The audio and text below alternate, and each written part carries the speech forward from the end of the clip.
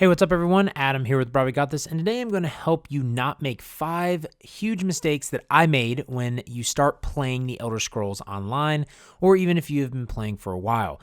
These are lessons that can be learned and applied to all, especially with the new Markarth DLC coming out very soon.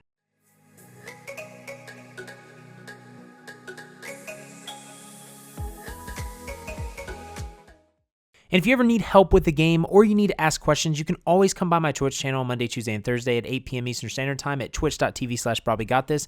Or you can come join our Discord and guilds. We have a lot of helpful people in there. The links are in the description. So as we all know, ESO is a very daunting game to try and play, especially if you are brand new to this game or even brand new to MMOs. You probably have no idea what the heck is going on out there, and that's okay. Believe me, I was in the same boat 6 years ago, and I even quit for like a year to 2 years because I just had no effing clue what I was doing. So if you're struggling to understand the game or how to play, don't fret. It's happened to all of us that have significant play times under our belts, which leads me to emphasize this point. These 5 mistakes that I'm going to show you not to make are mistakes that I made myself countless times when I started playing the game. I think all veteran players have made these mistakes before, to be honest, and it is perfectly fine to make mistakes. Mistakes allow you to learn and improve your knowledge of a set thing in life. This is why I strive to make guides for ESO in this channel, because I want to help players not make the same mistakes I did and help them enjoy the game more, instead of just saying this game is too confusing, or I don't have any friends to play with in this game, or I just don't like this game. So you need not worry if you have made these, and a few of these mistakes, like I said, even experienced players have made. Also, I have tons of resources and beginner guides here in this channel. I even have a series that I started called a beginner series, where I started from scratch on a character and walk you step by step through my journey to CP 160. You can check out those and my beginner guides in the description and at the top of the screen, and I will be continuing the beginner series here very shortly. And let me know in the comments what you would like me to cover on future beginner videos.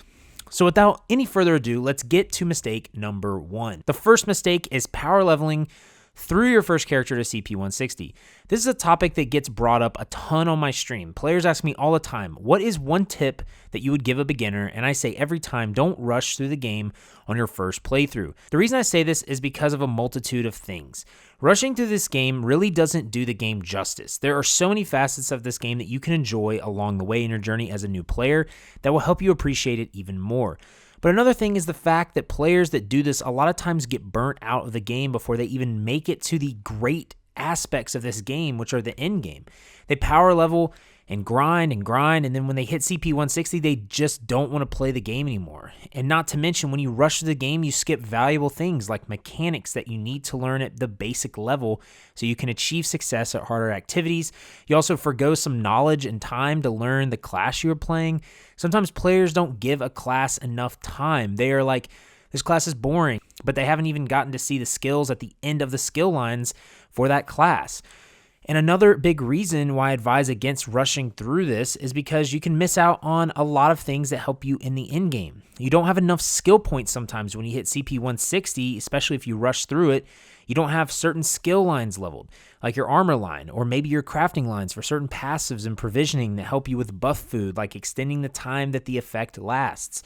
And even just not knowing how certain aspects of the game work. I will say that if you want to get into this game, you don't have to be the best at it to enjoy it, but you need to realize it will take some time to learn. And most of the people that power level through on their first character, I see quit a few weeks after. Now, when you are making alternative characters, I understand skipping some things because you already have done it once, and this is for those that are playing for their first character though, because again, alternate characters I understand. Next, mistake number 2 that I see a ton is not researching your items and not upgrading your mount, training, or speed. If there's anything that you can get out of this video, y'all, please take this one home with you. I'm telling you, researching your items and mount speed are some of the biggest quality of life enablers in this game. They affect so much, and if you don't do these early on, you will be frustrated later, I promise you. So I'll tackle the first thing, researching. The reason this is so important is this affects sets that you can craft at set tables. The tables you see around the world are in our guild hall, like Hunding's Rage, Julianos, Magnus's Gift. These are sets that require a certain amount of traits researched to make them. Say you have 1 item researched for clothing, but in order to make one of these sets, you need 5. That means you need to research 5 traits on each item to craft each item of that set. Researching takes real life time. So it starts at like an hour and goes all the way to like 20 plus days. The more traits you have researched on an item. The other reason you need to research is for transmutation. I just made a guide on this, so if you'd like to check it out, it is in the description or at the top of the screen. But transmutation is an in-game thing once you hit CP 160 that allows you to change the trait of any item that you receive for the cost of 50 transmute crystals. So say you don't get that god roll on your gear in a dungeon, you can change it to the trait that you want with the transmute station. But the catch is you need to have that trait researched on that specific item to do so. And once items are transmuted, they can't be traded. So you can't have a friend transmute it for you. The other massive thing that is coming with Markarth in the base game is the item set collection system. This is a system that allows you to deconstruct items and store them in a system forever. And if you ever want to craft an item later on, you can, but you need transmute crystals and the trait researched on that item you want to craft. I also have another guide on item set collections in detail in the description and at the top of the screen. So if you'd like to check that out and check out everything with it, make sure to click the link in the description. But the bottom line is researching affects so much later in the game. And if you don't do it, it makes things harder later for you. Also, I have a beginner crafting guide if you want to learn more about this and the ins and outs of crafting in the description and at the top of the screen. The second part of that mistake is mount speed. This is a system I think needs an overhaul because it's kind of annoying, to be honest, but regardless, you can get more mount training every 20 hours at a stable. If you skip this early on, it will again feel like your horse is slow as molasses. This is something you can only do once a day. So start doing this as soon as you can when you get in the game because you will thank me later, I promise you. Next mistake is number 3, and that is setting up skills inefficiently and not knowing how the XP system works, while also not having the right attributes set up. Now, this is one that players make all the time, regardless if you are a beginner or a veteran. I actually go into this in my beginner series in the description, but basically, the way that XP works in this game is anytime you kill a monster, turn in a quest, or do a random daily or any sort of activity that gives you XP, that XP is given to the skills and the skill lines that you have on your active bar at that moment. So for instance, until you are level 15, you only have 1 bar. But at level 15, you get 2 skill bars where you can put 5 skills and an ultimate on each bar. When you gain XP, only one of those bars will get XP, and that bar is the one that is currently active. So if you have 3 Destruction Staff skills and a Dragonite Ardent Flame ability on one bar, and then a bow on the back bar with bow abilities, those bow abilities won't get any XP or level up unless you switch to that bar before turning quests in or whatever. So what that means is I have ways that I teach players how to set their skill bars up effectively and gain the most even XP they can. Because the more skills you have on one of your lines on a bar, the faster that skill line will level. So if you have 4 Ardent Flame abilities and 1 Draconic Power ability, the Ardent Flame line will hit 50 before the Draconic Power line will.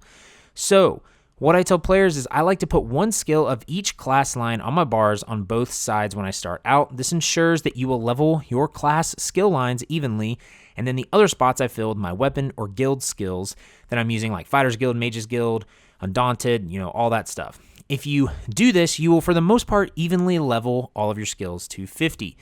Also, this is the same with armor, and the more armor you have on of a weight, like light, medium, and heavy, this will level faster the more you have per weight. So I like to put on each armor type at least 2 pieces of each until I have the armor line unlocked. Then if I'm Magicka, I'll put 5 light armor, 1 medium armor, 1 heavy. If I'm Stamina, I'll do 5 medium, 1 light, 1 heavy, and Tanks, I'll do 5 heavy, 1 light, 1 medium. This will level the lines up as well because a lot of times you will use the passives from the other armor lines. And then the other thing are the attribute points.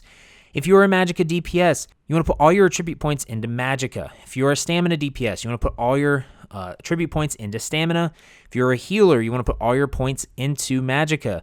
If you're a tank, you want to have mainly health attribute points, and then you want to have more points into Stamina and less into Magicka. Again, certain builds run different things, but that is the general idea that people usually go with. Next, mistake number 4 is upgrading sets or weapons to higher rarities too fast or when it's not needed.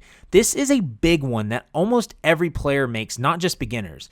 But I want to point this out because if beginners do this early on, it could be something that takes your high dollar resources away from you. So long story short, in order to upgrade a piece of armor or weapons rarity, you need upgrade mats. These are green, blue, purple, and yellow rarities. And obviously the yellow upgrade mats are expensive. In order to upgrade a piece of armor or weapon, you need 8 yellow mats to 100% chance the upgrade. So if you used less, you would have a certain percentage of success, but it could fail and you could lose your items. So basically, you always upgrade at 100% chance. Well, 8 yellow upgrade mats cost a lot over time for each piece of weapon and armor.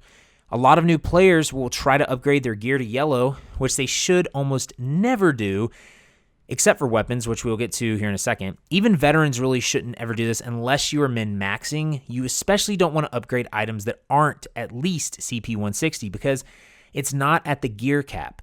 But a piece of advice is even if you are a veteran or someone over CP 160, unless you know that that item that you are using is going to be something you use for a while or that you want to min-max, it is almost never worth it to upgrade armor to yellow because the return is just not worth it for the price. Purple rarity will do just fine, especially jewelry, because each upgrade to yellow can cost over 200k an item for jewelry. But the only thing that are usually worth upgrading to yellow that you should prioritize first, if you are 160 CP or higher, is your weapons. These actually do have a nice increase and can help a decent amount. But for newer players, you really shouldn't worry about your rarities of your items at least till CP 160. But until then, blue and purple gear are fine.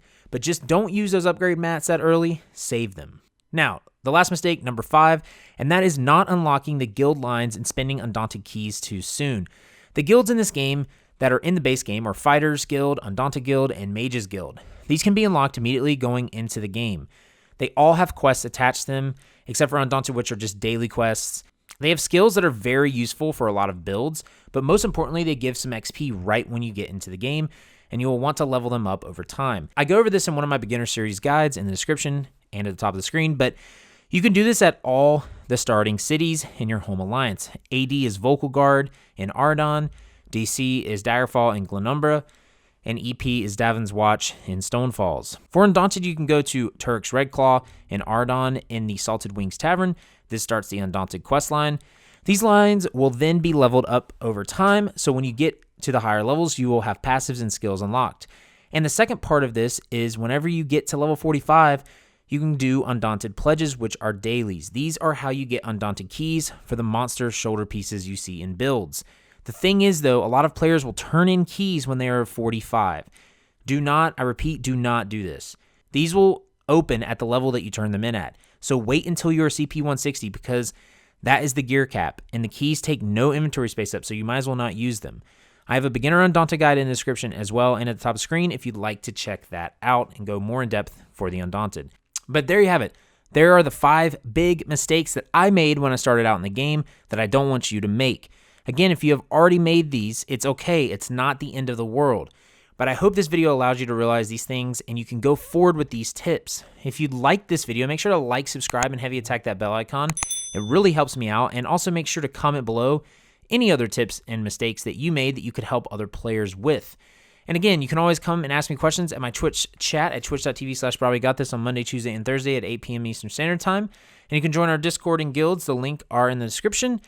And lastly, I would like to thank all the patrons for supporting the channel. If you'd like to support the Patreon, the link is in the description. You get many perks with that, so check it out. It helps me continue this content even further.